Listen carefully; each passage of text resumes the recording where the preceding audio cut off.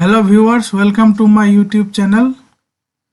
आज मैं आपके सामने में linear equation in two variable से रिलेटेड कुछ वर्ड प्रॉब्लम्स को सॉल्व करने जा रहा हूँ। आपके सामने 3 क्वेश्चंस हैं। इन 3 क्वेश्चंस को मैंने एनसीईआरटी मैथमेटिक्स टेक्स्ट बुक जो क्लास 10 सीबीएसई एफिलिएटेड स्कूल में इस्तेमाल होता है वहाँ से कलेक्ट किया हूँ। अगर आप भी सीबीएसई एफिलिएटेड स्कूल क्लास 10 में पढ़ाई करते हैं तो आपको पता होगा कि ये जो 3 प्रॉब्लम्स है इसे आप page number 53, question number 2 and question number 3 part 1 and 3 में दिख जाएगा। क्वेश्चन इस तरह से है। क्वेश्चन नंबर 2 में लिखा हुआ है solve 2x plus 3y is equal to 11 and 2x minus 4y is equal to minus 24 and hence find the value of m for which y is equal to mx plus 3. Question number 3.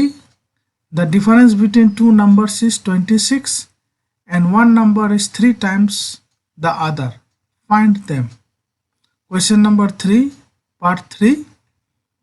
The coach of a cricket team buys 7 bats and 6 balls for rupees 3,800. Later, she buys 3 bats and 5 balls for rupees 1,750. Find the cost of each bat and each ball.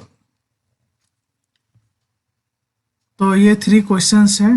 तो questions को solve करने से पहले आपको कुछ बातों का ध्यान रखना पड़ेगा। सबसे पहला बात तो ये है कि आपका जो इंग्लिश है, इंग्लिश में आपको एक अच्छी पकड़ बनाए रखना पड़ेगा, अच्छी कमांड होना पड़ेगा। सीबीएसई एफिलिएटेड स्कूल में इंग्लिश का बहुत ही महत्वपूर्ण है, इंग्लिश लैंग्वेज, और आपको ये सीखना ही सीखना है, बिल्कुल अच्छी तरह से सीखना है। अगर आप इंग्लिश लैंग्वेज अच्छी तरह से समझ जाएंगे, लिख पाएंगे, तो आपको कोई भी प्रॉब्लम सॉल्व करने में आसानी होगी। मैं आपको हिंदी में ज़रूर बता रहा हूँ और समझा रहा हूँ, लेकिन एक्चुअली में देखा जाए तो इंग्लिश तो आपको सीखना समझना ज़रूर है। सीबीएसई एफिलिएटेड स्कूल में इंग्लिश लैंग्वेज को काफ़ी इस्तेमाल में लाया जाता है, चाहे वो गणित हो, चाहे वो विज्ञान हो, चाहे वो सोशल साइंस हो, और सब्जेक्ट में लगभग इंग्लिश का जो है मैक्सिमम यूज होता है। तो आप इंग्लिश को भी अच्छी तरह से सीखिए, समझिए, तभी आप जो है गणित को अच्छी तरह से समझ पाएंगे। दूसरी बात यह है कि गणित में जो भी प्रॉब्लम्स होता है आपको बहुत ध्यान से पढ़ करके सबसे पहले तो ये समझना है कि उस प्रॉब्लम में कौन सा इंफॉर्मेशन, कौन सा जानकारियाँ आपको दे रहा है, और फिर ये देखना है कि क्या फाइंड आउट करना है, हमें क्या चीज़ को फाइंड आउट करने के लिए बोला जा रहा है। तो जानकारियाँ क्या है, उसी जानकारी के आधार पर ही आपको जो है क्वेश्चन को सॉल्व करना है। क्वेश्चन में जो पूछा जा रहा है उसी के अनुसार आंसर लिखना है। तो ये 3 बात आपको ध्यान से अमल में लाना है। तो चलिए शुरू करते हैं आज का 3 प्रॉब्लम्स को सॉल्व करना। तो क्वेश्चन नंबर 2 को मैं फिर से एक बार रिपीट कर रहा हूँ। Solve 2x plus 3y is equal to 11 and 2x minus 4y is equal to minus 24 and hence find the value of m for which y is equal to mx plus 3। तो इसमें जो है, जैसे कि मैंने बताया था, पहले हमें ये समझना है कि इस क्वेश्चन में क्या जानकारियाँ दिया गया है। तो जानकारी ये है कि हमारे पास 2 इक्वेशन है जिसे सॉल्व करने के लिए बोला गया है, और सॉल्व करने के बाद में फिर हमें y is equal to mx plus 3 जो एक्सप्रेशन है इसमें हमें m का वैल्यू को फाइंड आउट करना है। तो चलिए सॉल्यूशन पार्ट में सबसे पहले हम क्या जानकारियाँ है उसे लिख लेते हैं। जानकारी इस तरह से है, द गिवन इक्वेशंस आर, हमारे पास दो इक्वेशंस है, एक है 2x plus 3y is equal to 11, इसे मैं इक्वेशन 1 मान लेता हूँ, और दूसरा है 2x minus 4y is equal to minus 24, इसे इक्वेशन 2 मान लेता हूँ। मैंने पिछले कई सारे वीडियो में लीनियर इक्वेशन इनटू वेरिएबल्स को कैसे सॉल्व किया जाता है उसके बारे में चर्चा कर चुका हूँ। मेनली देयर आर 4 मेथड्स, 4 तरीका है जिससे हम लीनियर इक्वेशन इनटू वेरिएबल को सॉल्व कर सकते हैं।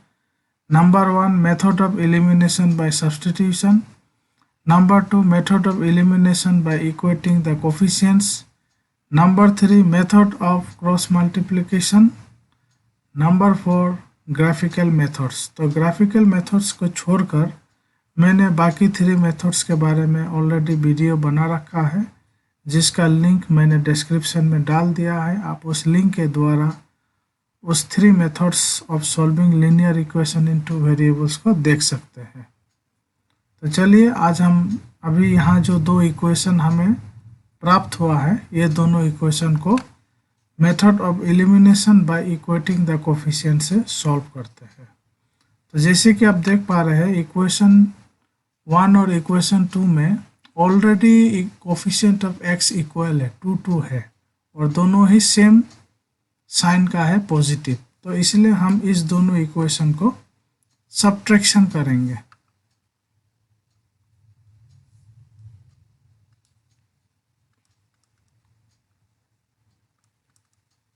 तो सब्ट्रैक्शन करने के लिए हमें क्या करना पड़ेगा, जो नीचे नंबर 2 इक्वेशन है नीचे में, इनमें सभी जो संख्या है इसका साइन को हम चेंज कर देंगे।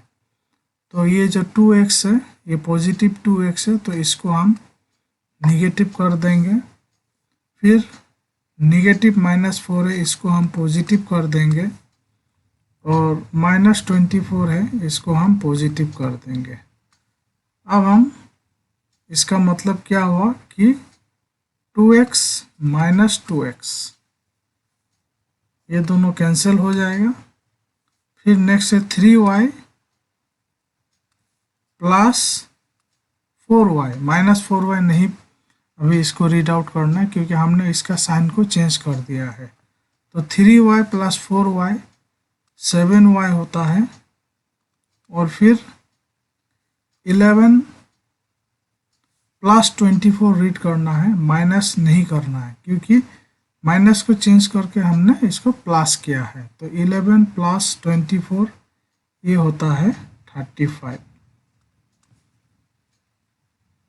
फिर हम अब 7 को राइट हैंड साइड में ले जाएंगे, तो 35/7 होगा, और y का वैल्यू हमें इसे कैंसिल करने पर 5/1 यानी कि 5 हमें प्राप्त हुआ। तो अब ये जो इक्वेशन सॉल्व करके हमें y इक्वल टू 5 प्राप्त हुआ, इसे हम किसी भी एक इक्वेशन पर पुट अप करेंगे, आइदर इक्वेशन 1 या नहीं तो इक्वेशन 2। तो चलिए इक्वेशन 2 में लिखते हैं, putting the value of y so obtained in equation 2 we get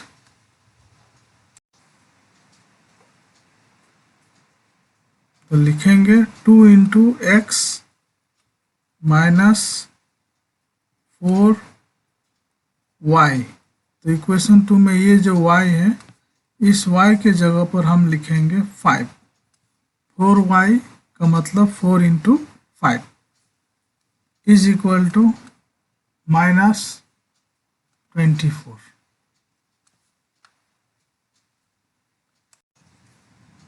आगे बढ़ने पर 2x 4 into -4 × 5 -20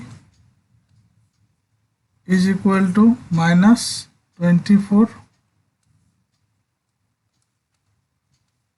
2x is equal to -20 को राइट हैंड साइड में ले जाने पर +20 हो जाएगा।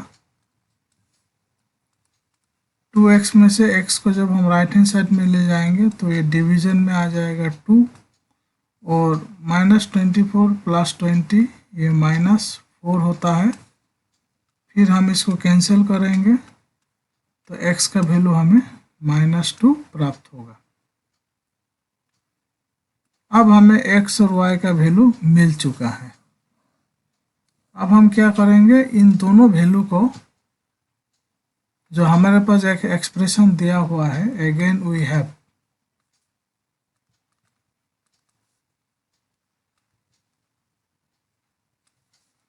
y is equal to mx + 3।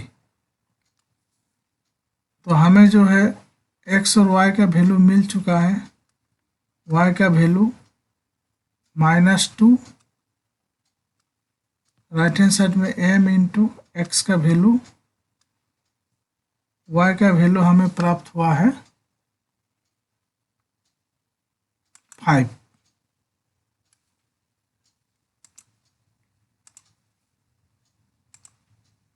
तो हम यहाँ जो है 5 लिखेंगे,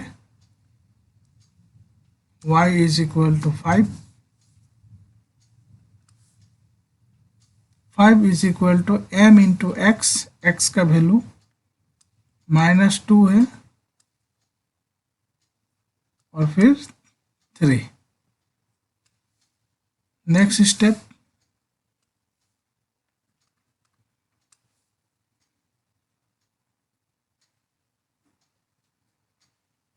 five is equal to m into -2, -2m + 3। -2m को लेफ्ट हैंड साइड में लाएंगे तो ये +2m हो जाएगा, और 5 को राइट हैंड साइड में ले जाएंगे तो -5 होगा। अब हम 3 - 5 -2 होता है, और जो 2 लेफ्ट हैंड साइड में है ये राइट हैंड साइड में जाने पर डिनोमिनेटर में आ जाएगा, और फिर ये कैंसिल होने पर m इज इक्वल टू -1। तो इस तरह से जो है हमने इस प्रॉब्लम को सॉल्व करके m का वैल्यू -1 प्राप्त किया। Next question number 3 part 1। तो क्वेश्चन इस तरह से है, the difference between 2 numbers is 26। ये हमारे पास इंफॉर्मेशन है कि 2 नंबर्स का जो डिफरेंस है, सब्ट्रैक्शन, वो 26 है। दूसरा इंफॉर्मेशन ये है कि and 1 number is 3 times the other. जिन 2 नंबर का डिफरेंस 26 हो रहा है उनमें से एक नंबर दूसरा नंबर का 3 टाइम्स ज़्यादा है। तो क्वेश्चन है फाइंड देम, हमें वो दोनों नंबर्स को फाइंड आउट करना है। तो क्योंकि हमें 2 नंबर्स को फाइंड आउट करना है तो हम क्या करेंगे, इसमें लिखेंगे let us suppose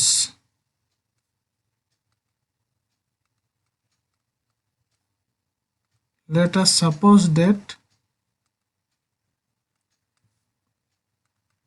the 2 numbers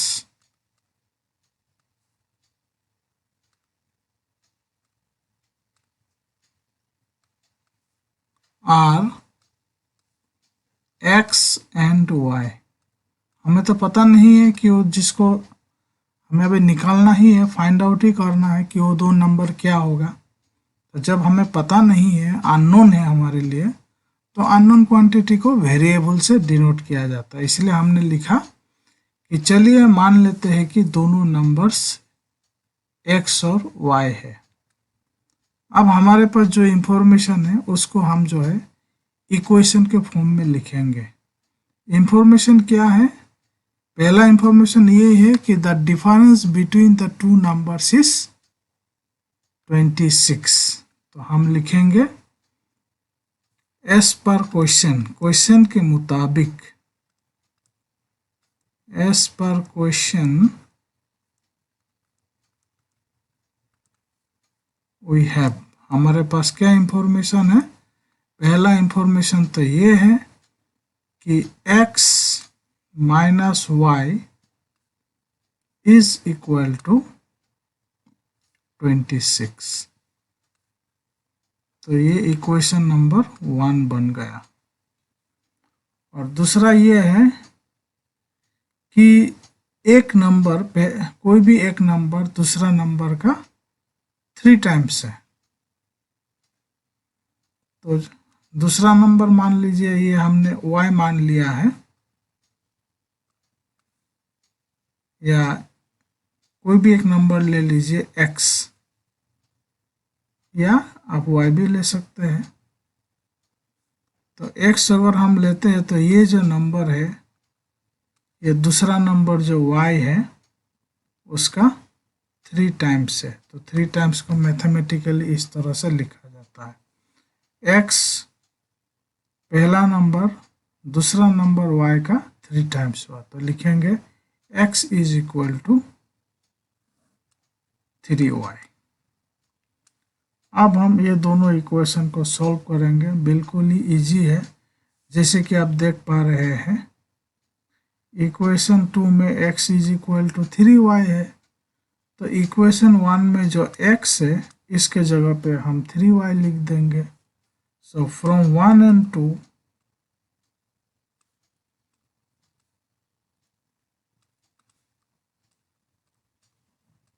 we get, ये दोनों को अगर हम कंपेयर करेंगे तो हम ये लिख सकते हैं कि इक्वेशन 1 में जो x है, इस x के जगह पे हम लिखेंगे 3y, और बाकी जो टर्म्स है ये एज इट इज रहेगा। Minus y is equal to 26। तो 3y माइनस y, इस y का मतलब है 1y, तो 3y minus 1y, 3 minus 1 2, 2y is equal to 26। y को राइट हैंड साइड में ले जाएंगे तो ये जो है डिवीजन में आ जाएगा, और डिवाइड करने पर हमें 13 प्राप्त होगा। तो y इज इक्वल टू हमें 13 प्राप्त हुआ। अब ये जो y का वैल्यू आया है, इस y का वैल्यू को हम इक्वेशन 2 में पुट अप करेंगे। तो यहाँ लिखेंगे putting the value of y so obtained in equation 2 we get, हमें क्या प्राप्त होगा? तो इक्वेशन 2 है x is equal to 3y, तो x is equal to 3 into y के जगह पर 13, और x इज इक्वल टू 39। तो इस तरह से हमें दोनों नंबर प्राप्त हो गया, जिसको हम लिख सकते हैं hence the two numbers are 13 and 39। So this is the answer. अब ये जो हमने सॉल्यूशन, जो आंसर प्राप्त किया इस क्वेश्चन को सॉल्व करके, क्या ये सही है या गलत है, इसको हम वेरीफाई भी कर सकते हैं। वेरीफाई किस तरह से कर सकते हैं? दो नंबर हमें प्राप्त हो गया, एक हो गया 39, दूसरा हो गया 13। तो क्वेश्चन के मुताबिक दोनों का डिफरेंस 26 होना है। तो क्या 39 को 13 माइनस करेगा तो हमें 26 प्राप्त होगा? बिल्कुल प्राप्त होगा। तो ये तो पहला कंडीशन तो ठीक है, करेक्ट हुआ। फिर ये भी बोला गया था कि दोनों में से एक नंबर दूसरा नंबर का 3 टाइम्स ज़्यादा होगा। तब देखिए ये जो 13 है और ये 39, तो ये जो 39 है ये 13 का 3 टाइम्स है, 3 टाइम ज़्यादा है, यानी कि दोनों ही इंफॉर्मेशन हमें इसमें सही मिला, जिसके कारण हम ये कह सकते हैं कि yes this is the correct answer. तो इस तरह से आपको जो है वर्ड प्रॉब्लम को सॉल्व करना है। क्या जानकारी है पहले ये समझिए, जानकारी के बाद में क्या पूछा गया उसको समझिए, जो पूछा गया है उसको आपको जो है सॉल्व करके फाइंड आउट करना, फाइंड आउट करने के बाद में फिर आप जो है इस तरह से वेरीफाई भी करके देख सकते हैं कि हमें जो आंसर प्राप्त हुआ वो सही है या गलत है। तो मैं समझता हूँ कि आपको कुछ आइडिया तो मिल गया होगा कि वर्ड प्रॉब्लम को कैसे सॉल्व करना है। बस आपको जो है रेगुलर प्रैक्टिस, रोज़ाना प्रैक्टिस करना है।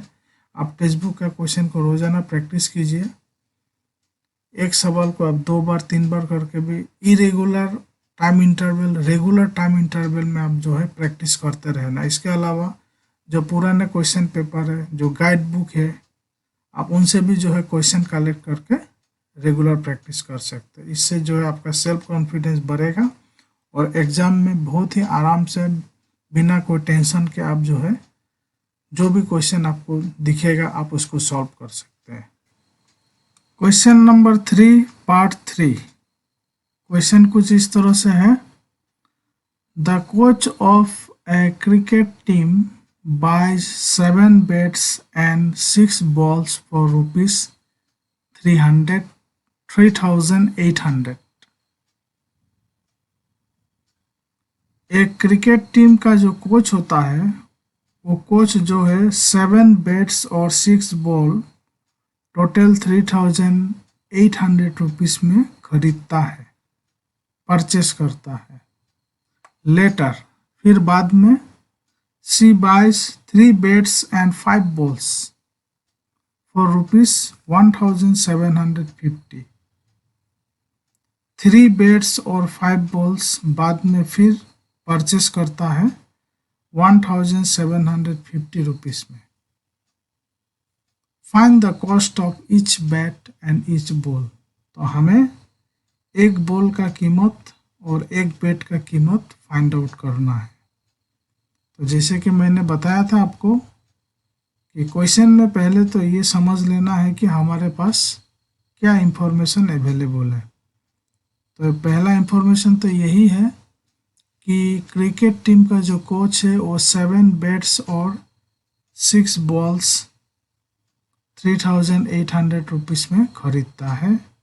और फिर बाद में जो दूसरा इंफॉर्मेशन है वो है बाद में और 3 बैट्स और 5 बॉल्स ₹1,750 में परचेस करता है। तो हमें एक बैट और एक बॉल का जो प्राइस है, जो कीमत है, वो हमें पता लगाना है। तो अभी तो फिलहाल के लिए तो हमें नहीं मालूम कि एक बैट और एक बॉल का कीमत कितना है, तो ये हमारे लिए अननोन हो गया है।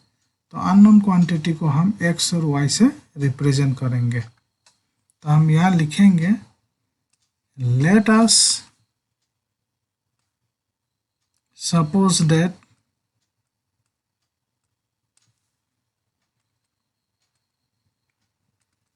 the cost of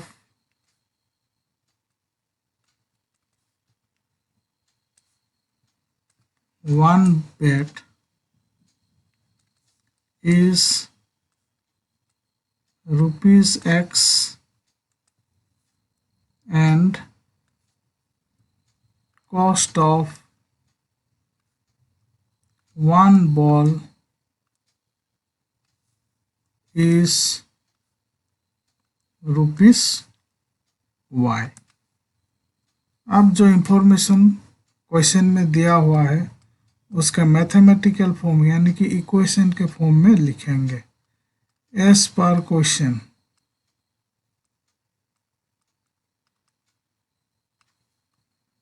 we have,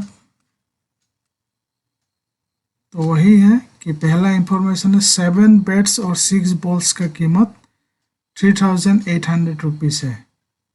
तो हमने एक बैट का कीमत जो है ₹X माना है। तो 7 बैट का कीमत 7 इंटू एक्स होगा। किस तरह से, ये एक आप एग्जाम्पल के माध्यम से समझ सकते हैं। एक जो मान लीजिए एक पेन का कीमत, एक कलम का कीमत 10 रुपीज़ होता है, तो 6 पेन का कीमत कितना होगा? 6 इंटू 10 होगा, यानी कि 60 रुपीज़ होगा।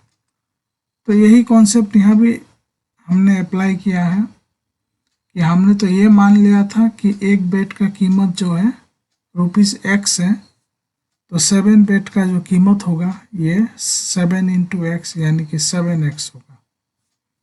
और फिर 6 बॉल्स, एक बॉल का कीमत हमने जो है ₹Y मान लिया था, तो 6 बॉल्स का जो कीमत होगा वो 6 इंटू Y यानी कि 6Y होगा।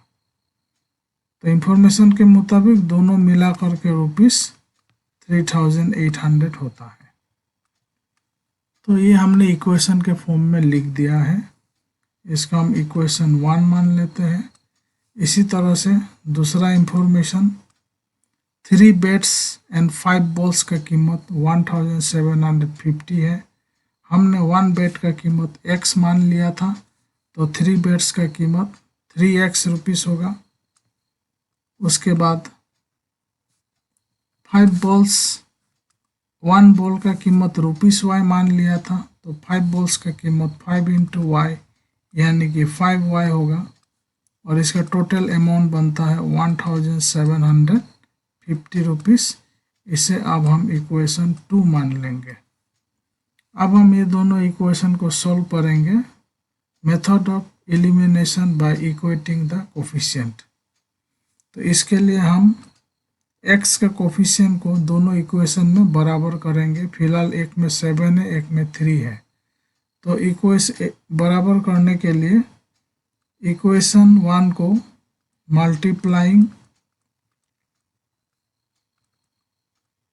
मल्टीप्लाइंग इक्वेशन 1 बाय इक्वेशन 1 को इक्वेशन 2 में जो x का कोफिशिएंट 3 है उससे मल्टीप्लाई करेंगे, और फिर इक्वेशन 2 को इक्वेशन 1 में जो x का कोफिशिएंट 7 है उससे मल्टीप्लाई करेंगे। तो ऐसा करने पर हमें क्या प्राप्त होगा ये अब हम यहाँ लिखेंगे। तो जब हम इक्वेशन 1 को 7 से मल्टीप्लाई करेंगे, इक्वेशन 1 को जब हम 3 से मल्टीप्लाई करेंगे,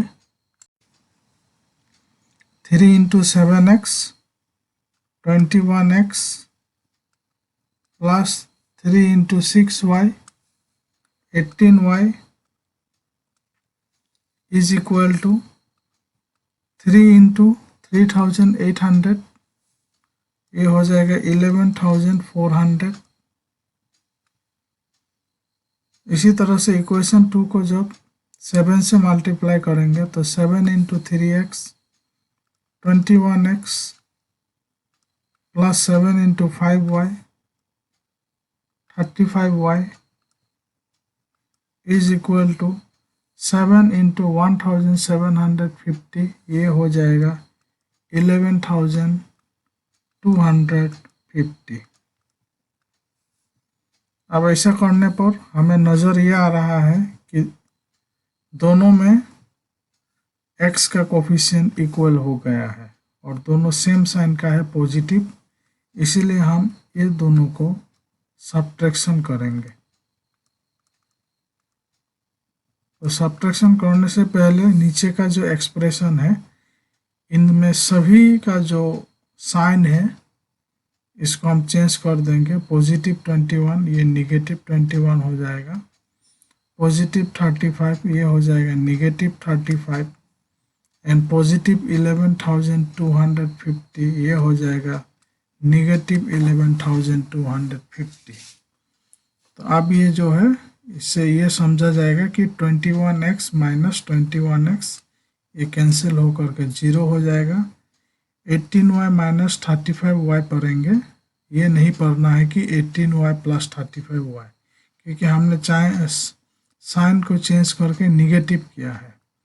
तो 18y माइनस 35y ये हो जाएगा minus 17y।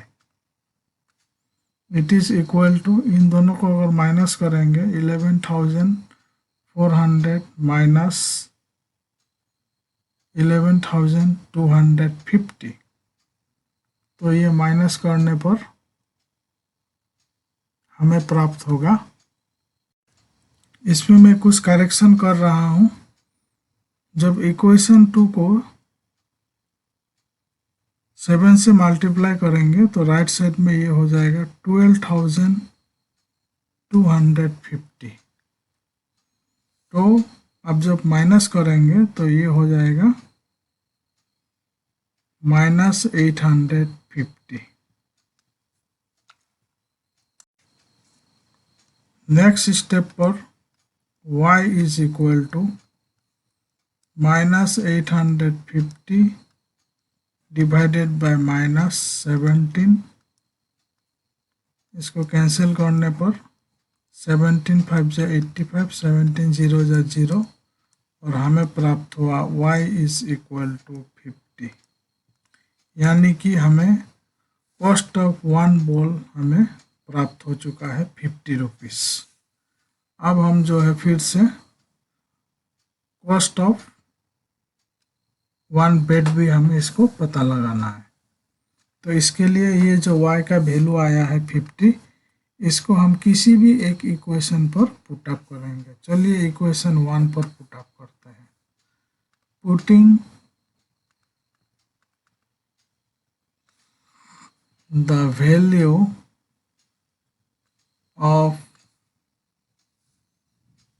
y so obtained in equation 1, we get, हमें क्या प्राप्त होगा 7x प्लस 6y। ये जो 6y है 6 इंटू वाई के प्लेस पर हम लिखेंगे 50, फिर इज इक्वल टू 3,800। अब हम 7x 6 इंटू 50 ये 300 होता है, पॉजिटिव 300। तो जब ये राइट हैंड साइड में ट्रांसफ़र होगा तो ये निगेटिव 300 हो जाएगा। अब x is equal to right hand side में 3,800 माइनस 300 ये 3,500 होगा, और 7 को लेफ्ट हैंड साइड से राइट हैंड साइड में ले जाने पर 7 डिनोमिनेटर में आ जाएगा, यानी कि डिवीजन में। और इस तरह से x का वैल्यू अब हमको मिलेगा 7 5 जा 35, 7 0 जा 0, 7 0 जा 0, 500। तो हमें कॉस्ट ऑफ 1 बेड भी हमें प्राप्त हो चुका है ₹500। तो हम यहाँ लिखेंगे hence the cost of each bed is ₹500 and the cost of each ball is ₹50। So this is our answer. इसको आप वेरीफाई भी कर सकते हैं, हमने जो आंसर फाइंड आउट किया वो सही है या गलत है। तो क्वेश्चन के मुताबिक 7 बेड्स और 6 बॉल का कीमत 3,800 होना है। तो 1 बेड का कीमत हो रहा है 500, तो 7 बेड का कीमत हो जाएगा 3,500। 1 बॉल का कीमत ₹50 है, तो 6 बॉल का कीमत 300 होगा। तो क्या टोटल 3,800 होगा, प्लस करने से यस, ये हो गया है 3800। और दूसरा फिर 3 बेड्स का कीमत, एक बेड्स का कीमत 500 है, तो 3 बेड्स का कीमत 1500 होगा, 1500। एंड 5 बॉल्स, 1 बॉल का कीमत कितना है, 50 रुपीज़ है, तो 5 बॉल्स का कीमत 250 होगा। तो टोटल जो है यहाँ में क्वेश्चन में बताया गया है कि दोनों मिलाकर के 1750 होना है, तो हम यहाँ प्लस भी करेंगे तो 1750 होगा। तो यानी कि ये जो हमें आंसर प्राप्त हुआ ये दोनों करेक्ट आंसर है। तो इस तरह से आप जो है वर्ड प्रॉब्लम को, क्वेश्चन को अच्छी तरह से समझ करके क्या इंफॉर्मेशन है और उस इंफॉर्मेशन के आधार पर हमें क्या फाइंड आउट करना है, इस बात को अच्छी तरह से समझ करके आप किसी भी वर्ड प्रॉब्लम जो लीनियर इक्वेशन 2 वेरिएबल से रिलेटेड है आप उसको सॉल्व कर सकते हैं। तो आज के लिए वीडियो में इतना ही। हम अगले वीडियो में एक नए टॉपिक के साथ आपके सामने प्रस्तुत करेंगे। तब तक के लिए आप रेगुलर प्रैक्टिस करते रहिए और अपने आप को परफेक्ट बनाइए। वीडियो को देखने के लिए बहुत बहुत धन्यवाद।